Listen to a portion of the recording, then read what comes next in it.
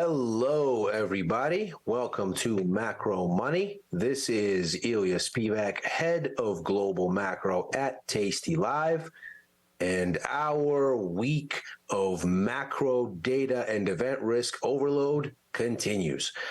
We already had the Fed policy announcement. We had the ECB and the Bank of England, which did exactly what we thought they were going to do when we talked about it yesterday. They signaled that they're going to follow the Fed down the road of deceleration in the rate hike cycle. Euro and pound didn't like it, as we suspected. And now we enter into what is really the culmination, if you will, the final piece of this aggressive period of macro risk, U.S. jobs data. And so what we are going to do here is we're going to get a bit of context on what's going on, and we're going to see how we might configure our lens for looking at this number and this group of numbers, really.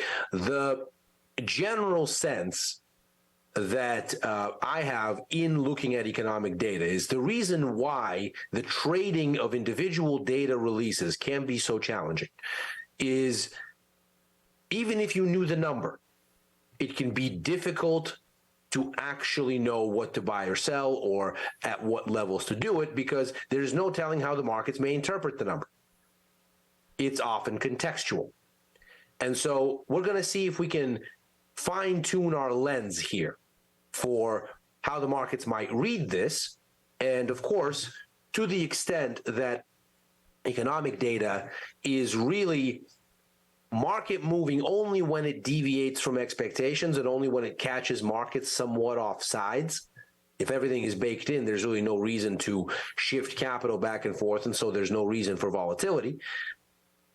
We are going to see if we can look at what the Fed did this week, because, of course, this data is first and foremost an input into Fed policy expectations, and see if we can't, with the benefit of a day of digestion, fine-tune our thinking on what the Fed is telling us to do with economic data as it comes out and how it impacts their thinking, and then attempt to benchmark what these numbers on U.S. jobs might do for the various asset classes. So, without further ado, what did the Fed say and how should we read it? For me, the main takeaway from the FOMC was a bit like the Fed saying, go ahead, have your rally, just you wait. The signal clearly from Fed officials in line with what had been baked in, which is that the end of the rate hike cycle is nigh, that we might have another 125 basis point hike if the usage of the plural in reference to rate hikes from Jay Powell and the statement is to be taken at face value. We might even have two, although the market is a bit skeptical on that. But we're near the end, and somewhere at mid-year, we might stop. Very pointedly, the Fed said a number of things which add up broadly to saying disinflation is already afoot and we're in a fine-tuning period for rates. And so it does seem like they're on this journey that the markets have laid out. So that much, there seems to be agreement. The markets read this as saying, all clear. The pain that we have felt from rising financing costs, undermining investment, undermining risk appetite, undermining economic growth over the past year, done. It's over. But that's not the Fed's perspective. The response from markets, of course, was to run up all those things that worked in the first half of 2021.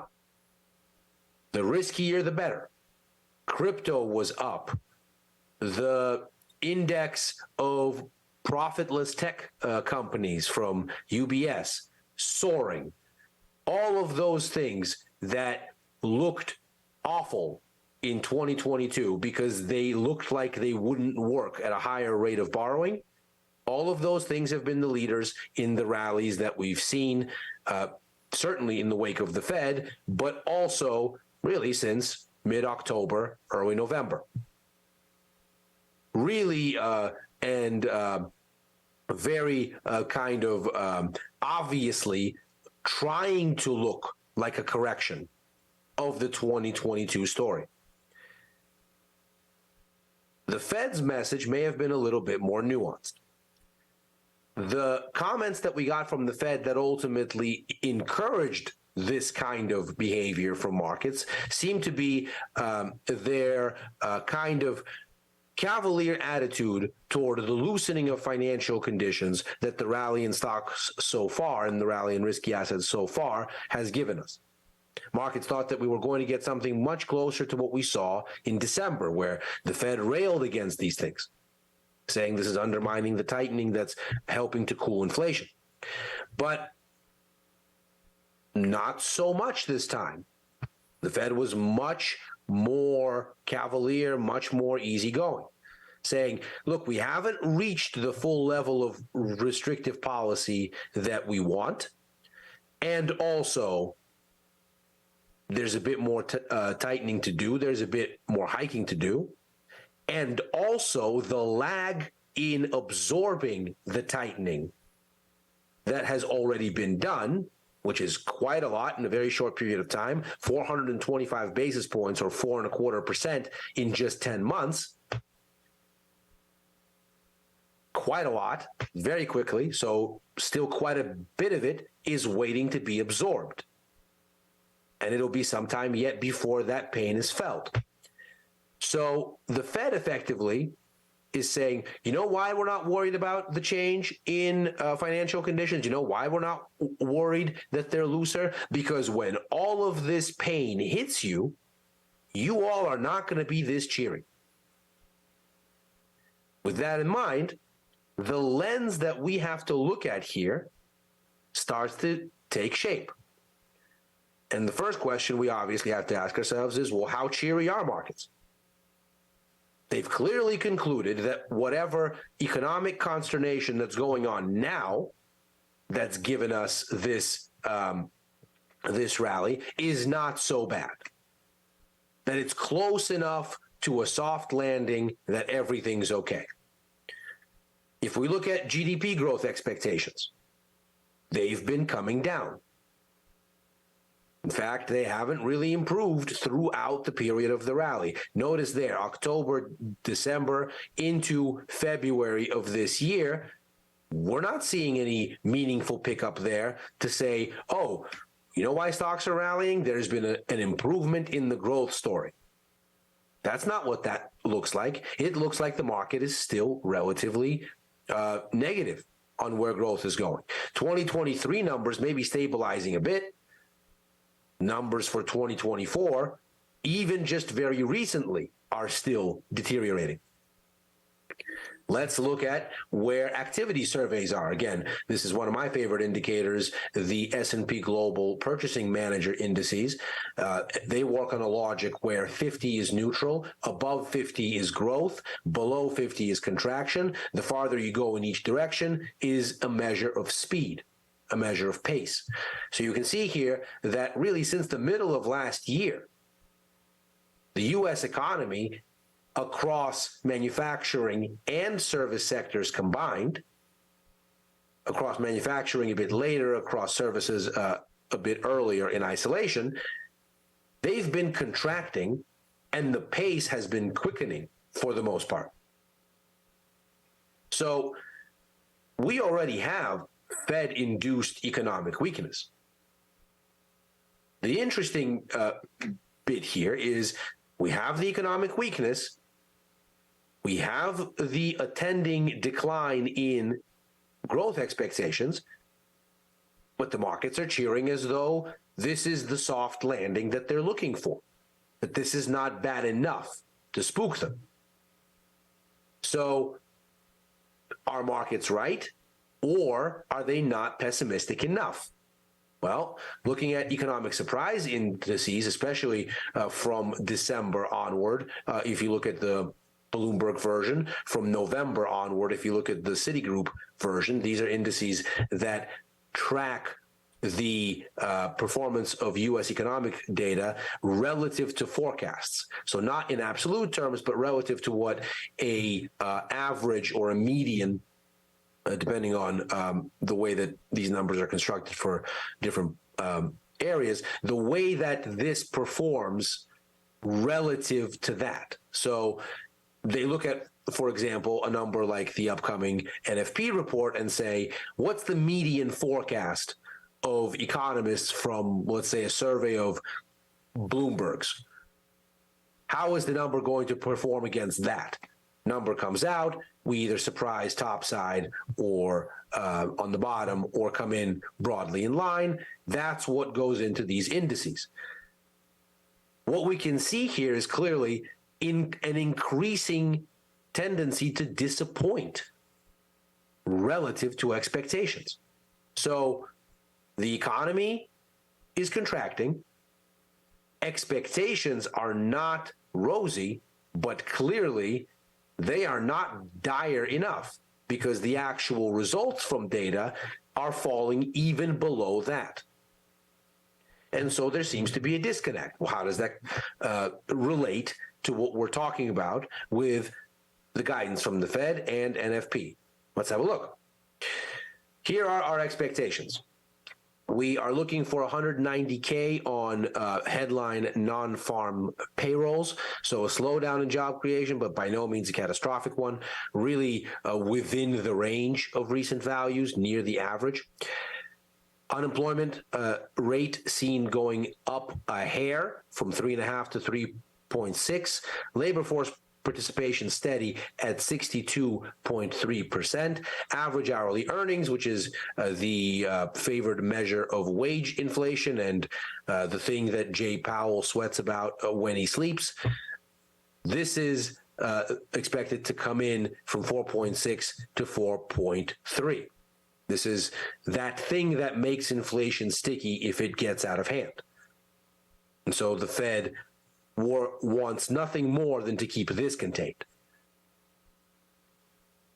If we look at how this breaks down, you can see these are not exactly catastrophic or different or dramatic outcomes. We have from the NFP side of things a slide down to 190, which would give us the weakest number in a while. It would give us actually the worst number since we saw that contraction back in the second half of 2020 at negative 115, but it wouldn't be such a dramatic miss. We also have the unemployment rate expected to register right in the middle of its recent range, 3.6.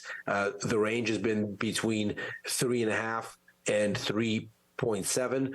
So right down the middle. And if we look at what's going on with wage inflation, I've related it here to the 5-year break-even rate, which is the measure of expected inflation that's implied in bond markets. This is the difference between the nominal and the inflation-adjusted bond yields of the same maturity. So what you do when you take that difference is you get that inflation adjustment factor extruded out, and you can get a sense for what the bond market's inflation expectation is as it is actually priced into assets. So what we're looking at here clearly is a decline of parallel character. So it looks like from about March of last year, tellingly, this is where the Fed starts to hike rates. We have a pullback in average hourly earnings, so a pullback in the wage inflation side, and a pullback in overall inflation expectations. This would be what the Fed is doing is working sort of visual here. So again, you can see the decline very much in line with how we've seen things develop and would be in line with what expectations have already signaled. So none of this really adds up to anything that's materially different from the trajectories we've been on. And ostensibly, this is what the market needs to see for this optimism to hold. Because if we get a significant surprise on the top side for any of these numbers, for NFP, a significant downside surprise on the jobless rate, a significant surprise on the top side for wage inflation, a significant surprise on labor force participation even. If that's what happens, well, then the markets go, wait a second. Fed might rethink this whole thing. They didn't openly say they're going to stop. They left themselves some wiggle room, as of course would be sensible to do in the event that something in the economy happened that the Fed, being not exactly clairvoyant, did not anticipate. If the number is thus stronger than expected by a good margin, then a lot of this optimism fades because markets go, hold on. They're going to go harder. They just told us this is not restrictive enough. They're about to figure out that this is not restrictive enough by a significant amount. Let's back up. At the same time, if the number is weaker than expected, in line with what we're seeing here, in line with these dynamics and the recent underperformance of U.S. economic data relative to forecasts, well, maybe then the question becomes, hold on, why was Powell so cavalier? Clearly, his assessment of how much tightening is still in tow and how much pain that tightening might inflict upon the economy is much greater than what the markets have accounted for. And if that's the case, we should be worried. We should be looking at this in much starker terms. And in essence, that would be an even scarier thing, because it would suggest to markets, it's not that the Fed is going to have to rethink its reaction function and maybe do a few cuts more if the number is a bit higher. It's more like the markets have been wrong about how much the tightening already there is really going to sting. And that would be a readjustment, a rebalancing, if you will, of portfolios that is much more significant and happens much sooner. There would be less to wait for.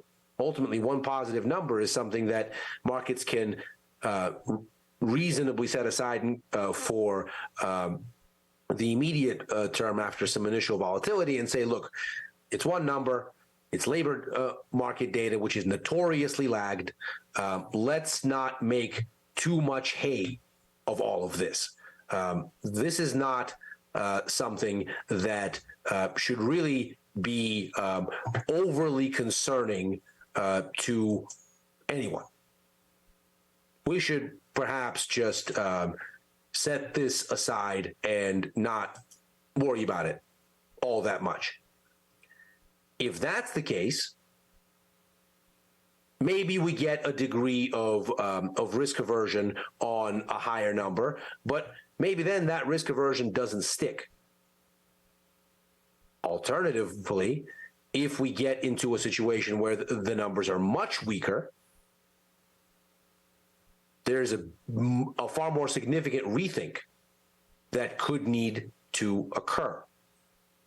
And with that in mind, we have a situation where if what's going on is as these surprise indices suggest, well, then we find ourselves in a situation where we could have a very different perspective on what the Fed said, and our lens for every subsequent piece of key economic data that comes across the wires could be very different indeed after this NFP announcement. So not only will this be a tremendously important sort of number, it will be very significant stage setting for what comes next.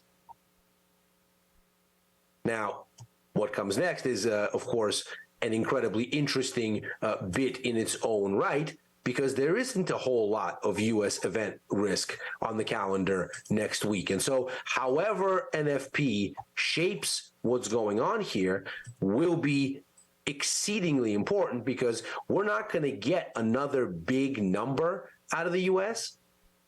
until February the 14th with January CPI numbers.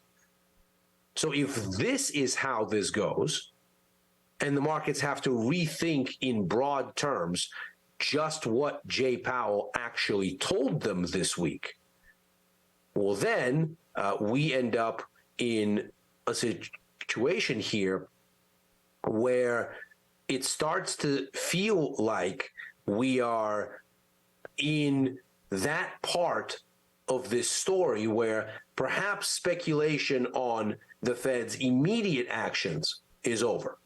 Perhaps the narrow focus on what the Fed might do at this meeting versus that meeting is over. To this point, perhaps inflation has peaked.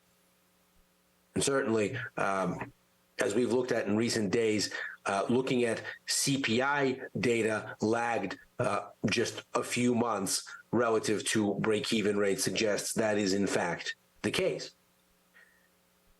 But what has been the cost of all of this?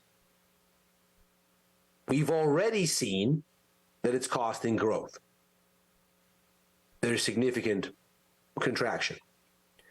But maybe these forecasts, which give us basically about 0.5% worth of growth for this year and just over 1% worth of growth for next year, maybe they are not just a little too rosy.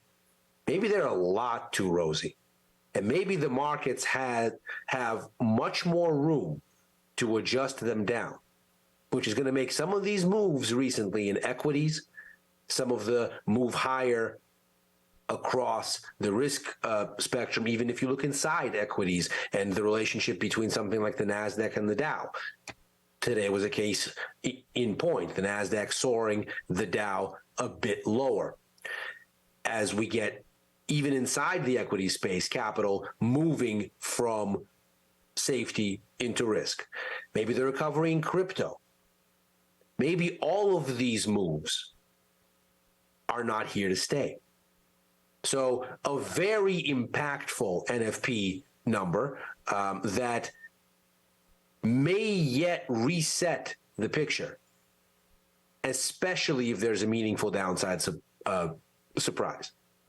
That isn't what's in the forecast, but certainly the risk, given how data has performed relative to expectations recently, appears to be palpable.